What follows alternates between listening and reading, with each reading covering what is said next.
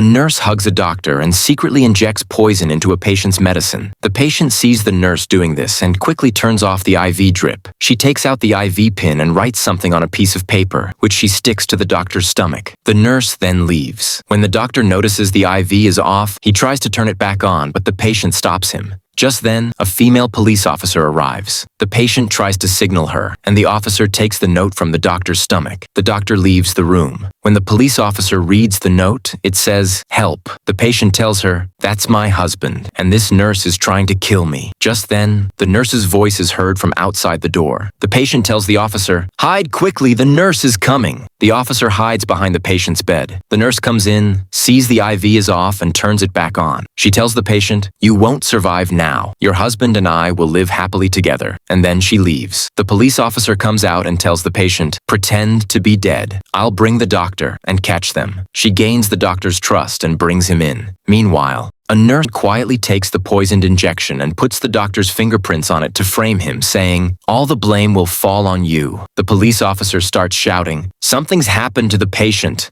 Doctor, come quickly." The doctor rushes in, followed by the nurse. He checks the patient and tells the officer, "She's no longer with us." The nurse smiles secretly, and the police officer hugs the patient and pretends to cry. The doctor and nurse leave the room. Later, the nurse brings the patient's husband to the room and says, "Now we can get married." But suddenly, the patient stands up, revealing that it was actually the police officer pretending to be the patient. The real patient walks in with the doctor. The nurse starts begging for forgiveness, but the doctor allows the officer to arrest both the nurse and the husband. The police officer takes both of them away, but still, nobody has liked or subscribed yet.